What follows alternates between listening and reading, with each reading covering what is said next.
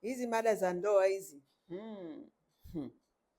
Naona tumefika sasa kwenye tuzidi kuombea ndoa zetu, maana hawa wanaume huwa wanalala hata na vichaa. Nimeona comment hapo nasema kwanza hii issue ni yani hii ya kuombea ndoa, tuzidi kuombea ndoa zetu. Hii sijui wanawake watasaidiwaje jamani, kwa kweli. Hii tuzidi kuombea ndoa zetu. Mnaombea nini hivi? Uwaga mnaombea nini? Maana ukifuatilia maombi mengi ya makanisa mengi utaona maombi ya ndoa ni mengi sana kuliko hata maombi ya watu wanaotafuta mafanikio au maombi mengine hata ya wagonjwa wanaotaka kupona. Yaani maombi ya Mungu kuponya ndoa ni kuponya ndoa na of course wanawake ni wengi sana kwenye hayo makanisa. Kwa hiyo wanaombea ndoa. Mnaombea nini yani hasa nini kwenye hiyo ndoa ili iweje? Kwamba sasa ndio huyu mwanaume aache umalaya ambaye analala labda na dada wa kazi au na wanawake tu, yani tofauti tofauti. Kwa hiyo maombi hayo yanalenga kwamba Mungu ambadilishe huyu mwanaume au inakuwaje? Yani hebu nifahamishe, uwaga mnaombea nini?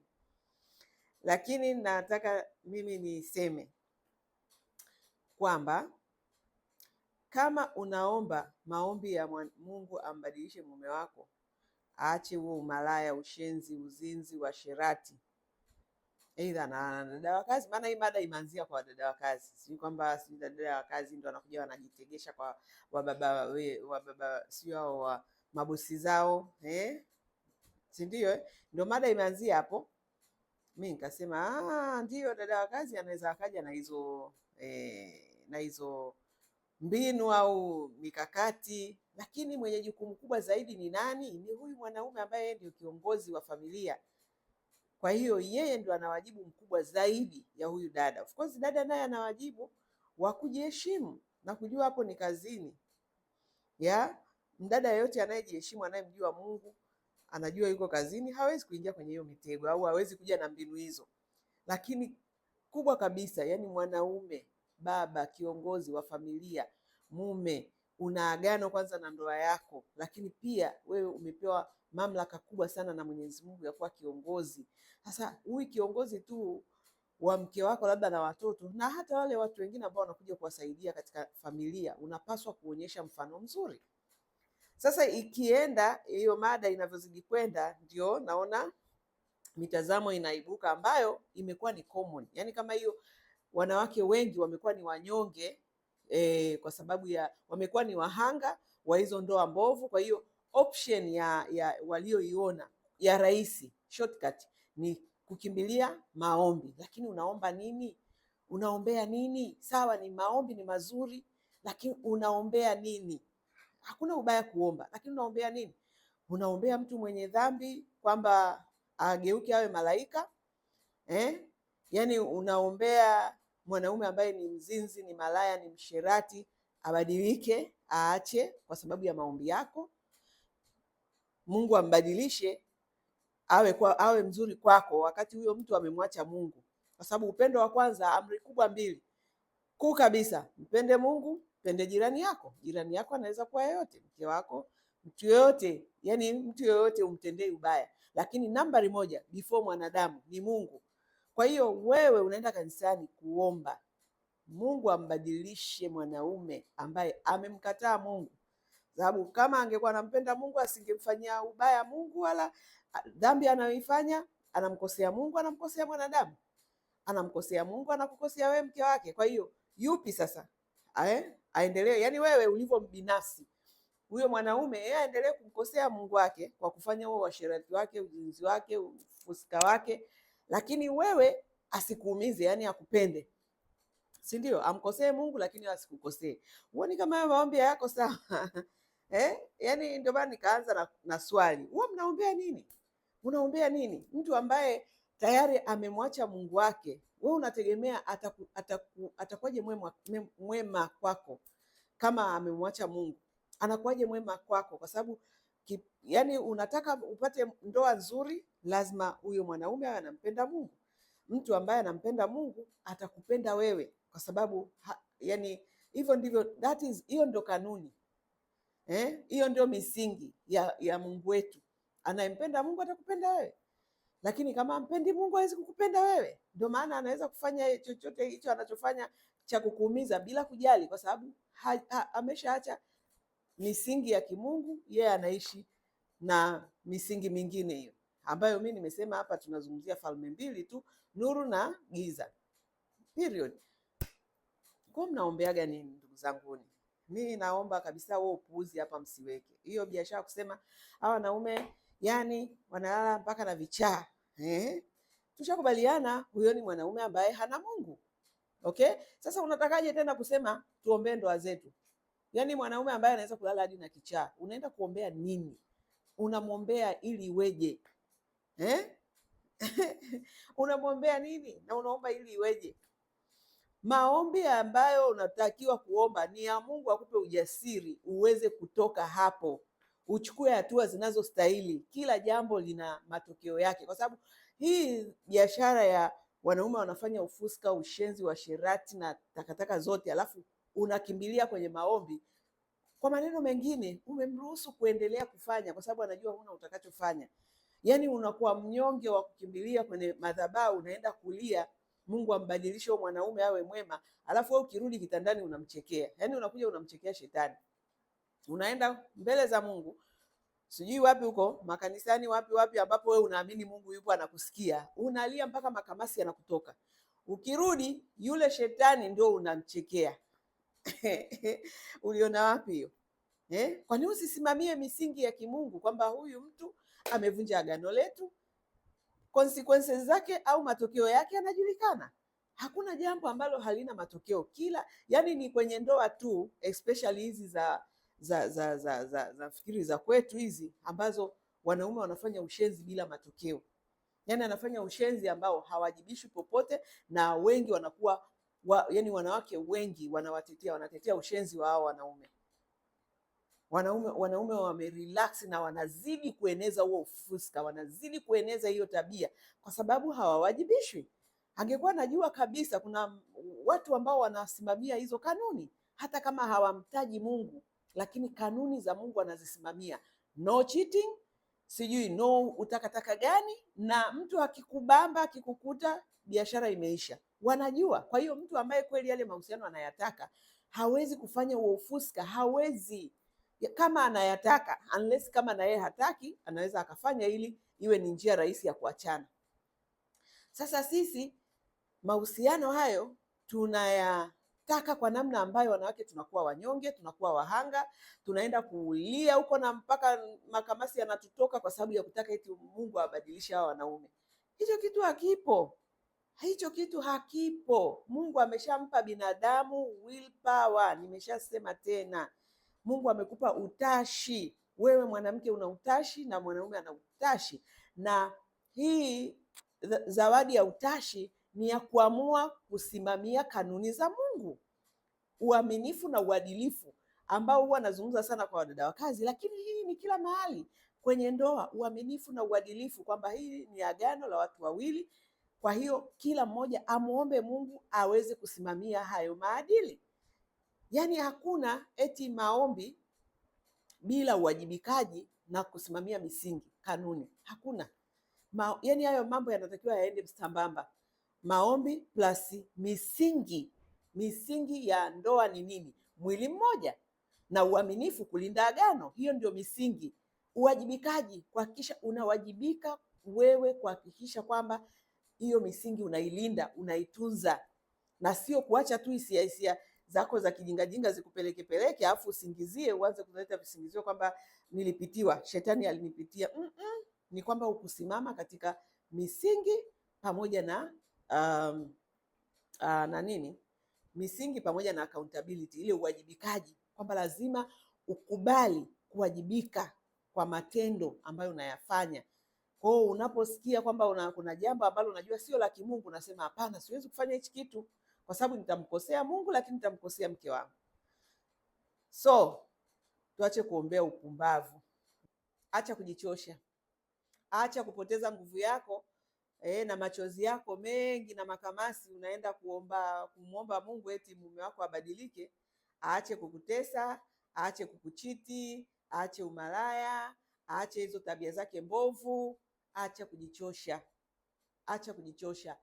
Muombe Mungu akupe ujasiri wa kutoka kwenye hayo mahusiano mabovu, wa kutoka kwa huyo shetani ambaye ana miguu miwili. Muombe Mungu akupe ujasiri ili uweze kutoka hapo, na umwombe Mungu akupe nguvu ya kusimamia viwango vyake. Mtu ambaye unakuwa naye kwenye mahusiano, muonyeshe una standard, muonyeshe una viwango vya kimungu ambavyo ndivyo unavyovisimamia. Kama hivyo viwango vikipotea au vikiondoka, basi hiyo ndoa haipo, kwa sababu ndoa ni agano. Kama yeye mwenyewe hawezi kulinda hilo agano na kuliheshimu kwa kutunza uaminifu na uadilifu wa agano la ndoa, wewe kwa nini uendelee kubaki hapo unateseka? Wengi mnateseka na sijui mnasubiri muujiza gani? Hakuna muujiza. Yaani uwezi hivi. Kwa nini? Mbona kwenye vitu vingine mnajua kabisa? Kwa mfano kama una watoto hivi, unafanyaga maombi, Mungu naomba watoto wangu wawe na akili, wafaulu, alafu hawaendi shule. Mungu naomba watoto wangu, si unaenda kuwaombea watoto, usiwapeleke shuleni, wasiende shule, wakae hapo nyumbani. We uombe wapate akili na wapate kazi na wafanikiwe, uone kama hicho kitu kitakuja kutokea. Au mkulima aseme Mungu nataka mazao, alafu hatoki, haendi kulima, haendi kupalilia, haendi kuotesha, hafanyi chochote. Sasa hicho ndicho mnachokifanya. Yaani unaona kabisa jitu yani ni shetani unaishi naye, alafu wewe umeng'ang'ana, unamwombea, na wewe unavyozidi kumwombea ndio unamuonyesha unakubaliana na matendo yake, na yeye ndio anazidisha. Kwa hiyo atakuumiza maradufu zaidi na zaidi. Wewe unatakiwa umwombe Mungu kama anavyosema, ukweli utakuweka huru, na Mungu amesema sisi tuwe nuru. Mwombe Mungu kwamba katika hiyo taasisi yako ya ndoa, Mungu aweke nuru. Kama kuna mambo yoyote ambayo yanafanyika kinyume na agano lenu la ndoa, ayadhihirishe dhahiri, na sio yale mambo yenu ya kusema afanye huko, yani mnavyo promote uzinzi, afanye huko mimi sijue. Yani hakuna mwanaume wa mwanamke mmoja, mnavyo promote uasherati na uzinzi, afu nyewe wenyewe ndio wa kwanza kukimbizana makanisani huko, mnaenda kulia huko mpaka mnatoka na kamasi na debe zima la machozi.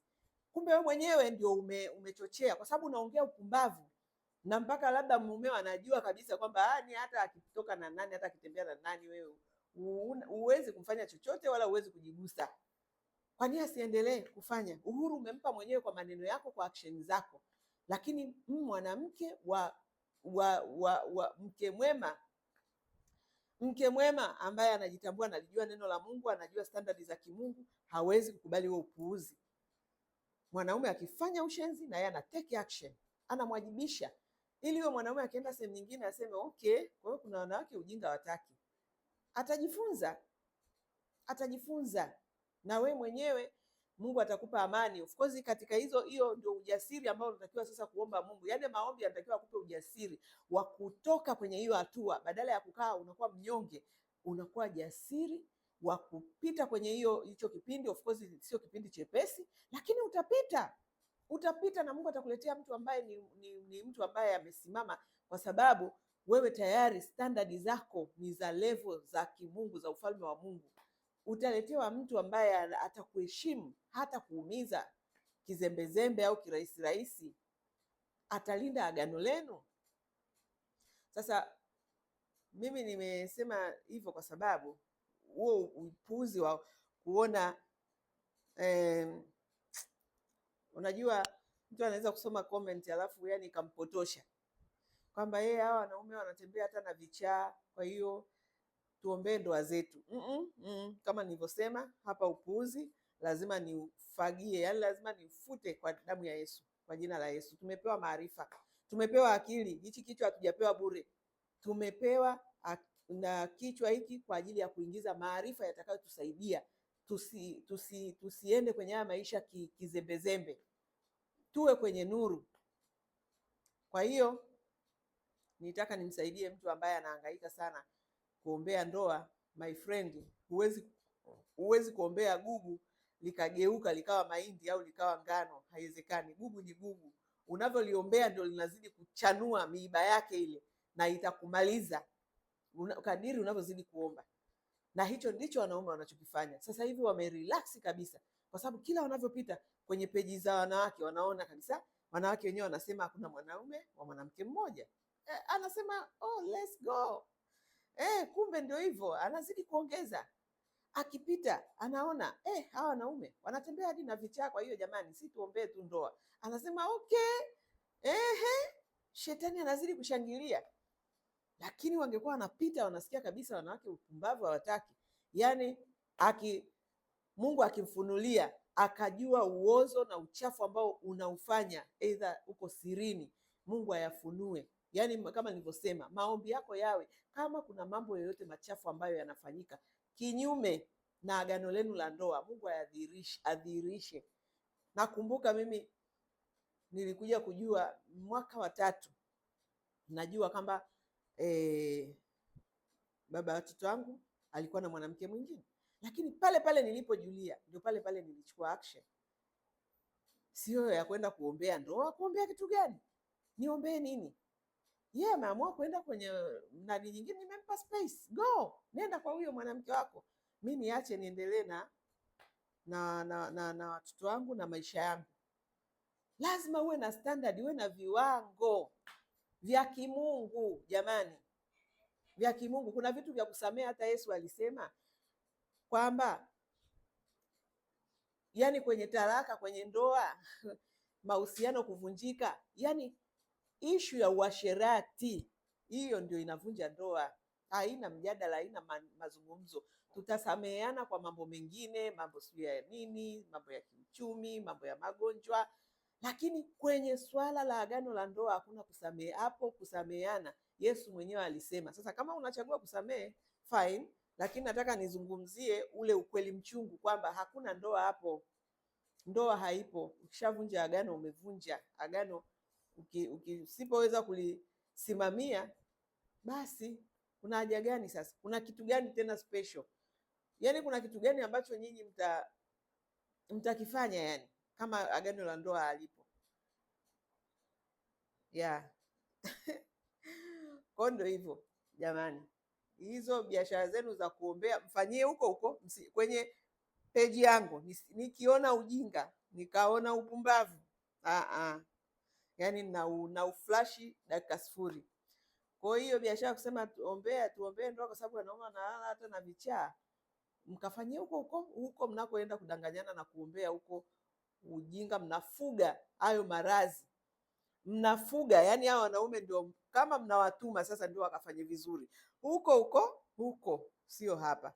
Hapa tutanyoosha vizuri, tutaweka kabisa giza ili hapa, nuru hii hapa, you choose wapi unataka kwenda. Kwa kama wewe anayesema sisi tuombee ndoa, mimi naona huko ni gizani, muende huko kwenye giza huko, sio hapa. Hapa tumulike nuru na tuombe kweli, tuombee ndoa zetu, lakini ombea ndoa ambayo sio sasa hiyo ambayo inaitwa ndoa. Ndoa inayoitwa ndoa ni ndoa ya mke na mume mmoja ambao ni mwili mmoja, ambao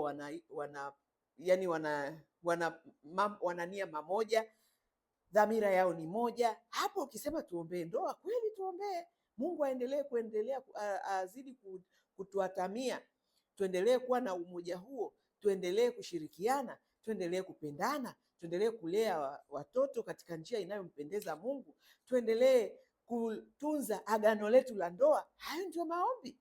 Hayo ndio maombi ya wanandoa. Aidha mnakutana ni wanaume mnaombea ndoa zenu, ni wanawake mnaombea ndoa zenu, ni kapo wote mnaombea ndoa zenu, mnaombea ndoa zenu ambazo lakini eti mtu kashaamua kuwa shetani, wewe unataka kumgeuza awe malaika.